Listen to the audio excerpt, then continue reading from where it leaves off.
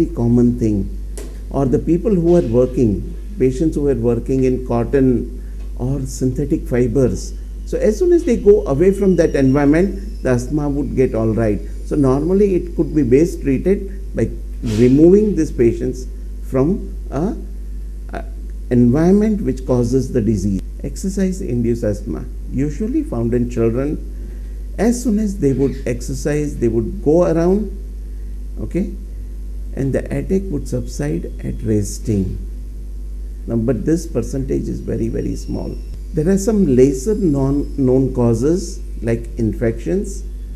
There are some conditions which get precipitated, like, it gets compounded, like people who have suffered from tuberculosis get asthmatic response, or the people who have got very severe infections or post-viral.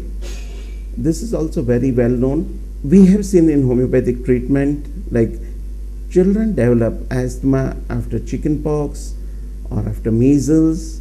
The immunological treatment has not been right. If the disease was suppressed with lot of medicine or some kind of treatment, these are very difficult to manage. Patients with infections leading into asthmatic response. Is it possible to cure asthma with homeopathy? You'll always say yes, because we know that we have treated hundreds of cases of asthma. We have got excellent result. But the most important thing is to see there is more chances of cure when the patient is very young. The disease is of shorter duration. Okay, I have seen hundreds of cases where the patient came after first attack and the patient is all right, never got second attack. So shorter duration, functional changes. So it's the beginning of the disease. The changes are very, very functional, or no suppressive line of treatment taken. If the patient has been dependent on steroids, very difficult to manage. Less chances of cure. Older the age, longer the duration, structural changes. Dr. Salil explained you in the previous session that there could be lot of structural changes which will happen. And if there are structural changes, if there is emphysematous changes, it is very difficult to manage. And if there is lot of suppressive line of treatment taken, if the patient has taken lot of medicines, is dependent on lot of bronchodilators, till that time is fine. But if he is dependent on steroids, it is very difficult to manage these cases. You'll have to very carefully taper out the treatment. There are a number of diagnostic tests. The most important thing is peak flow meter. It's a small instrument which measures expiratory flow rate and gives you an idea of obstruction which is there in the patient and the intensity of the disease. And once you have treated, the patient is told to blow into this peak flow meter. It goes up to certain level and you are able to measure what is the kind of obstruction. And if you are able to measure the obstruction, after your treatment, you will be able to see the reversal of obstruction. Because in bronchial asthma, the reversal is possible.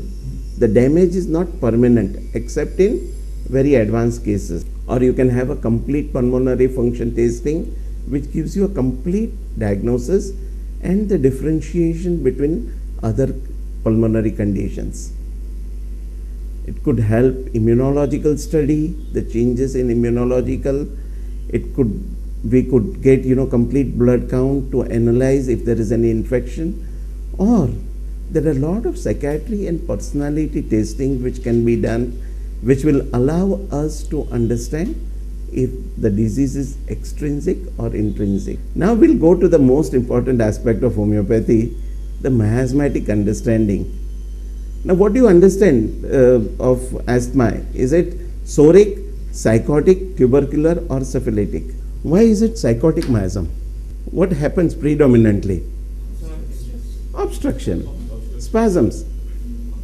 And what normally it gets precipitated because of some kind of allergy or some kind of intrinsic causes. But I would say any disease can be classified into all the four miasm. Any diseases. Suppose I'll just give you a very simple example, like diabetes. Diabetes is a predominantly tubercular expression. It's islets of Langerhans which stops producing the insulin, and it's more of a permanent, structural, irreversible disease. But there is something like a very important thing. What? If the person is under tremendous stress, at that stressful point, there is diabetes. So what miasm it is? Psoric. So as soon as the stress goes away, the patient is all right, diabetes turns into normal. Now, if there is some growth, a benign growth, which is affecting, which is obstructing, which is creating the problem, where will you put? Psychotic miasm. If it's due to the aging, the genetic factor, and the process by which the disease has come in a natural course, where will you put? Tubercular miasm. And if it's due to malignancy or some kind of a disease which is damaging the total functioning of this, where will you put? Syphilitic. So the curability, the management, the approach will be defined predominantly even by miasmatic understanding. So what happens in juvenile diabetes? It's a permanent structural defect. So it will be straightway, the patient is already in the syphilitic phase.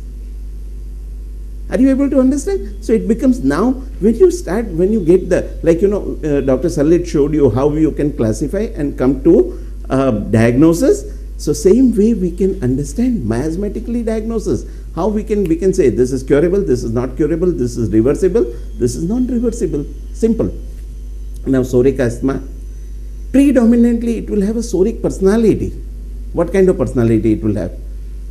More of a curious, more of interested, more of inquisitive, positive approach. They will have positive approach towards life.